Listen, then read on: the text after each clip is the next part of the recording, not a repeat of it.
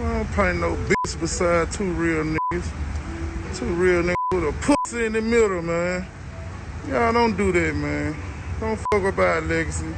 It's a pussy right here, y'all. In today's video, we delve into the tragic and heart-wrenching story of Yo Gotti's brother, who was killed while attending his aunt's husband's funeral in Memphis. We have gathered all the available information straight from the police and eyewitnesses to bring you a comprehensive account of what happened. From the connection between Yo Gotti's family and the deceased to the chilling moments leading up to the fatal incident. In this video, I present the haunting last moments of Yo Gotti's brother.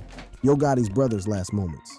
Big Jook met his end on January 13th in a hail of bullets outside a Memphis joint. Cops say it wasn't just some random hit, it was aimed straight at him. Word on the street, it was payback for young Dolph's demise. Dolph got shot up multiple times, whole bunch of shots. Jook got shot up multiple times, a whole bunch of shots. You see how karma come into play.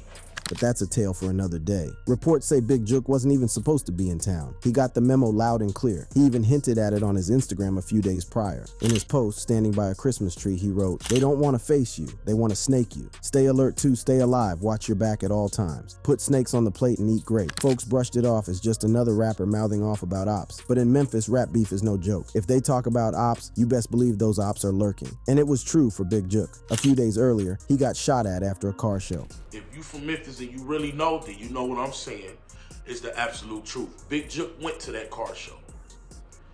They could have killed him then because they had his drop at the car show. Most would have laid low after that close shave, but not Big Jook. He kept on rolling through Memphis, just him and one bodyguard. Fatal mistake. In fact, remember when I told y'all the other day that Big Jook was shot at?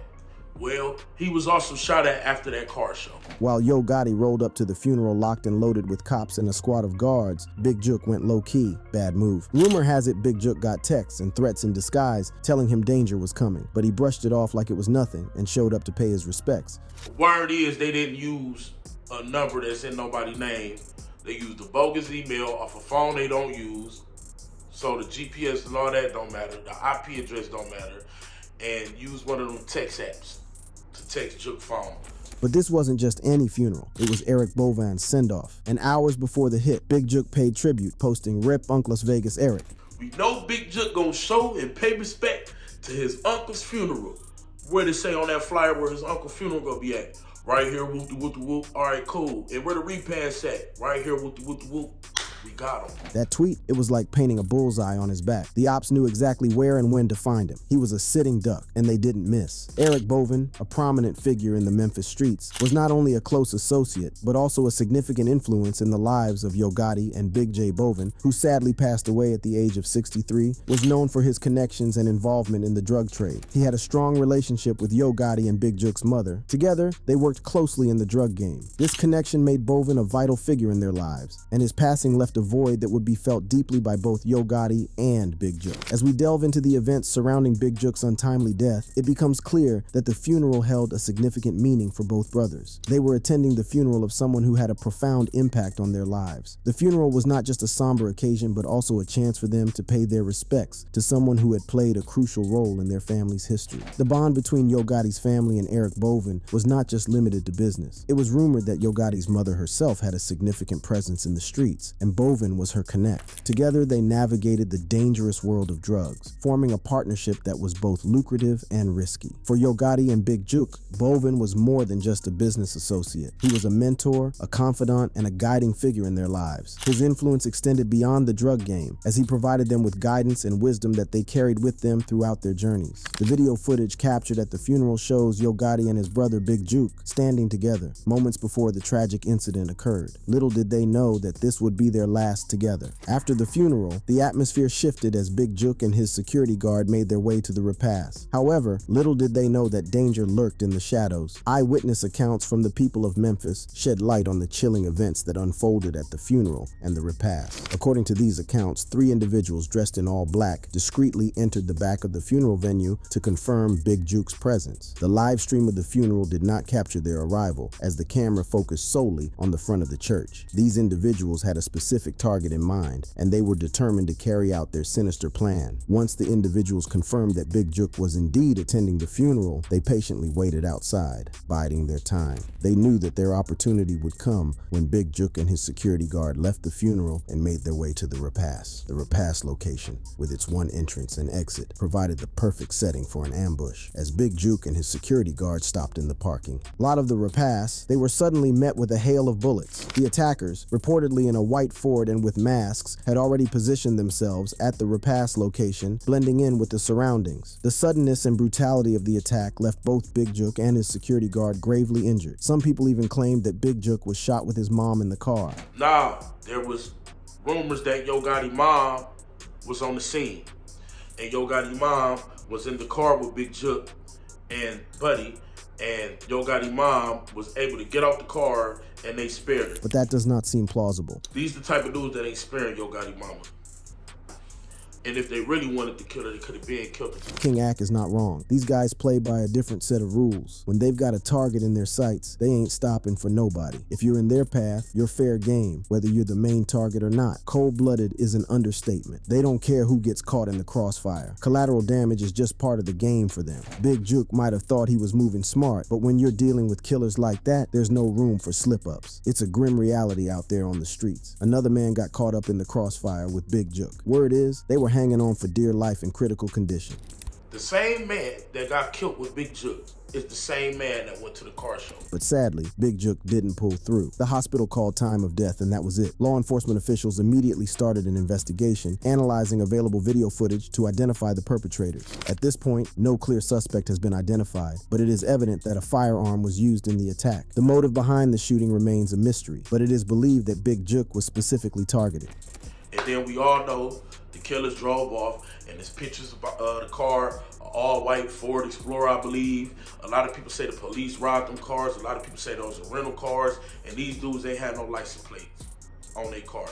The question on everyone's mind remained, will Big Jook even have a funeral, given the circumstances and the ongoing danger surrounding his associates? Initially, it was uncertain if a public funeral would take place. The fear of further violence and retaliation looms large, making it likely that any memorial service will be kept private. Snipers, helicopters, and a massive police presence, all for the funeral of Yo Gotti's big brother, Big Jook. Big Jook's final farewell was no ordinary affair. On January 31st, he was laid to rest with the kind of security usually reserved for high-stakes operations. The turnout was insane, so packed it looked like it could turn into a crime scene any minute. There was a sniper perched up high on the church, police cars lining the streets, and a chopper circling overhead. It was like something out of a movie. But this wasn't Hollywood. It was real life, and the threat was all too real. The ones who took Big Jook out are still out there, lurking in the shadows. And with no one behind bars, there's no telling when they might strike again. So yeah, precautions were tight, and for good reason. They weren't taking any chances with Big Jook's send-off. The loss of Big Jook has left a void not only in Yo Gotti's life, but also in the hearts of those who knew and loved him. The impact of his death reverberates throughout the community, sparking conversations about the dangers of street life and the devastating consequences that can arise from personal vendettas. One notable response came from Finesse 2 Times, who shared his disbelief on Instagram stories. He admitted that he never thought he would be posting about such a tragic event. This sentiment was echoed by many, as the loss of Big J was unexpected and deeply saddening. Lane, pick up the phone, Unc. You a legend. I know this ain't true. Text me back. Them niggas lying. You ain't dead. I can't believe this shit. PR Paper Route Empire, an affiliate of Young Dolph, also shared their thoughts on the matter. Jay Fizzle, Young Dolph's cousin, posted on his page, expressing his happiness in a rather cryptic manner. The celebratory posts from various individuals affiliated with Paper Route Empire raised eyebrows and sparked speculation about the underlying tensions between different factions in the music industry. Castilia Snoop, also known as Snoop Band, who is signed to PR Paper Route Empire, added fuel to the fire with her provocative posts. Then Vicky shared a meme featuring a get back list, with one name already checked off, Old Boy Brother. The meme hinted at a desire for revenge and a continuation of the cycle of violence. Another member of the Paper Route Empire joined in with a post stating, "Ain't no killing without killing. Long live Dolph," accompanied by dolphin emojis. These posts further intensified the speculation surrounding the motives behind Big J J's death. Grove Hero, who is also affiliated with PR Paper Route Empire, seemed unusually jubilant in his response to the news.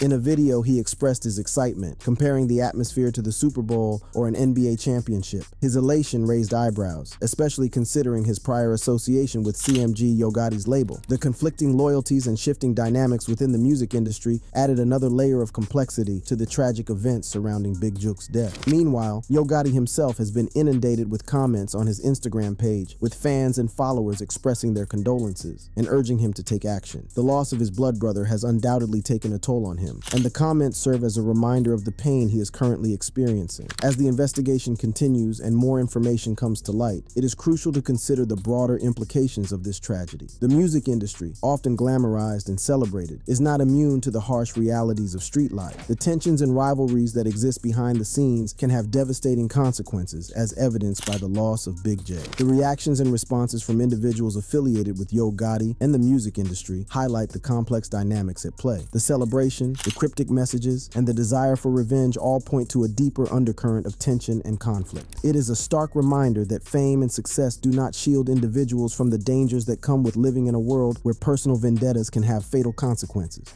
Why Yo Gotti's brother was killed. Big Juke's untimely death has left the music community and fans in disbelief as they try to make sense of the senseless violence that claimed his life. Rumors and speculation have swirled around the alleged connection between Big Juke's death and the murder of fellow rapper Young Dolph, adding another layer of intrigue to this tragic story. The circumstances surrounding Big Juke's shooting have raised questions about a potential connection to the murder of Young Dolph. The proximity of the two incidents, with Young Dolph being shot just minutes away from where Big Juke was killed, has fueled speculation of a retaliatory act. However, the police have yet to establish any direct links between the two incidents. In the aftermath of Young Dolph's murder, 4 suspects were arrested and charged in connection to the crime. One of them, Hernandez Govan, was allegedly an associate of Yo Gotti and was believed to have played a significant role in orchestrating the conspiracy to kill Young Dolph. This alleged connection has led to the theory that Big Juke's death was a form of retaliation for Young Dolph's murder. Hernandez Govan, who was arrested on November 10, 2022, faced charges of being the mastermind behind the conspiracy to kill Young Dolph.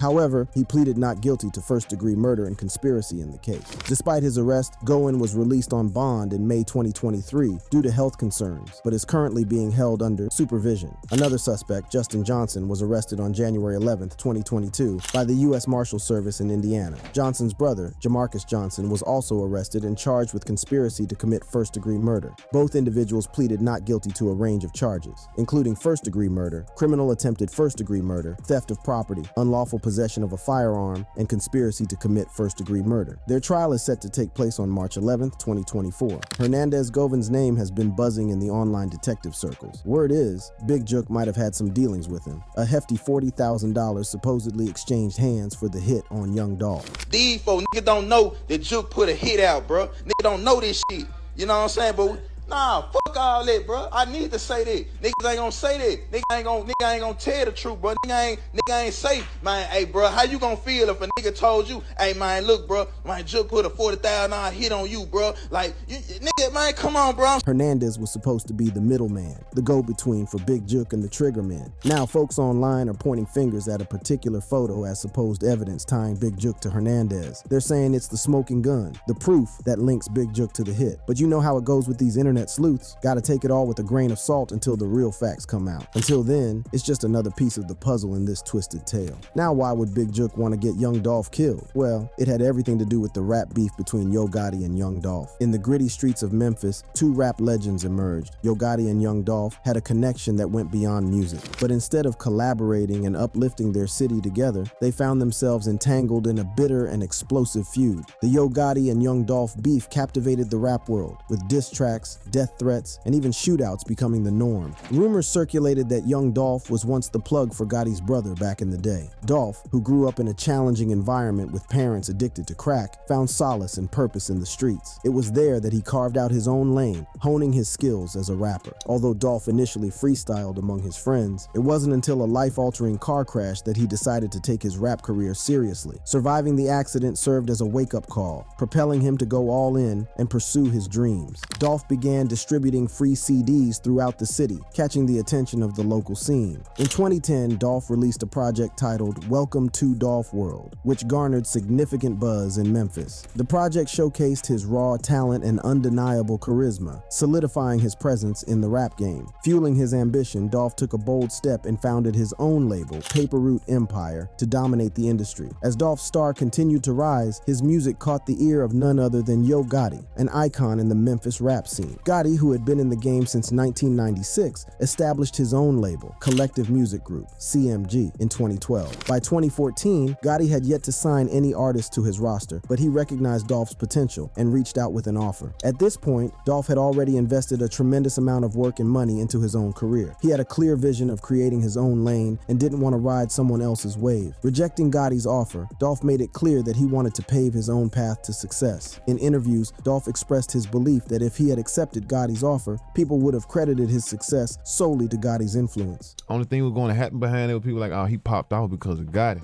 He wanted to prove that he could achieve greatness on his terms without relying on anyone else's coattails. Sway, an influential radio host, acknowledged Dolph's decision, recognizing that Gotti himself had taken a similar path in his career. Despite Dolph's respectful approach when discussing the situation, tensions began to simmer behind the scenes. There was an underlying static between the two artists, and it seemed that their paths were destined to collide in a way that would forever alter the Memphis rap landscape. However, nothing significant occurred between Gotti and Dolph for a couple of years. Dolph continued to grind and achieve success, going double platinum with his collaboration with OT Genesis. Meanwhile, Gotti shifted his focus and decided to sign another Memphis rapper, Black Youngstar, to CMG. Black Youngstar, like Dolph, had his own struggles growing up. Raised by a single mother, he had to navigate the challenges of life at an early age. Youngstar's journey led him down a path of encounters with the law, facing gun and drug charges. It was during his time in and out of jail that he discovered his passion for rap. In 2014, Black Youngstar gained recognition with his track Heavy, which quickly put him on the map in the Memphis rap scene. His talent and raw energy caught the attention of none other than Yo Gotti, who saw potential in the young artist. Gotti hopped on the remix of Heavy and subsequently signed Black Youngstar to CMG. In February 2016, Young Dolph dropped his debut album, boldly titled King of Memphis. This album title seemed to strike a nerve with Yo Gotti, who had previously referred to himself as the King of Memphis. Gotti, feeling territorial over the title, allegedly took offense to Dolph's claim. The release of King of Memphis marked a turning point in the beef, as Dolph made it official and publicly called out Gotti on Twitter. "Bra went from being my #1 fan and wanting to sign me to being my biggest hater, #facts." Fans eagerly awaited Gotti's response, expecting him to clap back with diss tracks of his own. However, instead of directly engaging in the beef, Gotti took a different approach. He remained silent and allowed his newly signed artist, Black Youngstar, to do the dissing on his behalf. Black Youngstar wasted no time in jumping into the feud, calling Dolph a derogatory term and making threats on social media. He even went as far as rolling up to Dolph's neighborhood with his crew, but the encounter did not escalate into a serious altercation. Dolph, not one to back down, retaliated on Instagram, accusing Gotti of hating on Memphis rappers and orchestrating the police involvement in his life. He boldly called out Gotti, stating, "Ho Gotti, you is a bitch.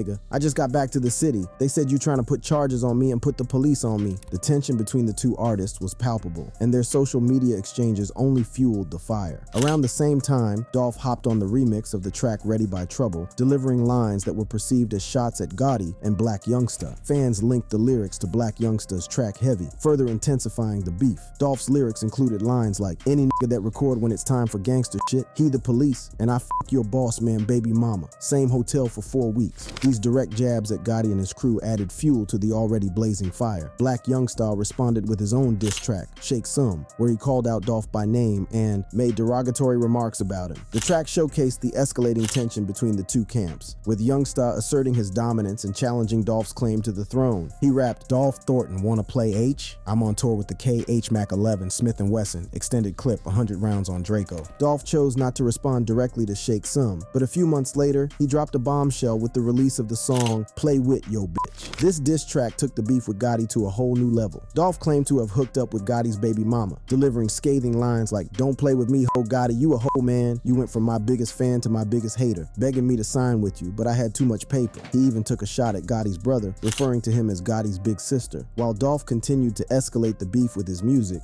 Gotti took a different approach. Instead of responding with his own diss track, he simply tweeted about his business partnerships with industry heavyweights like Lil Reed and Jay-Z. Gotti's dismissive tweets seemed to downplay the significance of the beef, leaving fans wondering if he would ever directly address the situation. The release of the music video for Play With Yo Bitch took the beef to a whole new level of disrespect. The video depicted Dolph stealing a girl from a Gotti lookalike, a move that was seen as a direct provocation. The day after the video's release, tragedy almost struck when over 100 shots were fired into Dolph's bulletproof SUV while he was in North Carolina. Miraculously, Dolph survived the attack and even went on to perform Play With Yo Bitch on stage that same night, proving that he wasn't backing down. Black Youngstar was charged with the shooting, but the case was eventually dropped due to a lack of evidence. The incident only added to the intensity of the beef, solidifying its status as one of the most explosive rap feuds in recent memory. Despite the violence, both sides seemed to move on and focus on their respective careers, but the tension between Gotti and Dolph remained palpable. Little did anyone know that this beef would take a tragic turn. Before the two artists could officially squash their differences, young Dolph was tragically murdered in November 2021. The news sent shockwaves through the rap community, and rumors immediately began circulating, speculating Gotti's involvement. However, as of now, there is no concrete evidence linking Gotti to the hit. The police have charged 5 individuals believed to be involved, but the motive behind the attack remains unknown. This brings us to the end of this video. For more videos like this, click on the cards on your screen.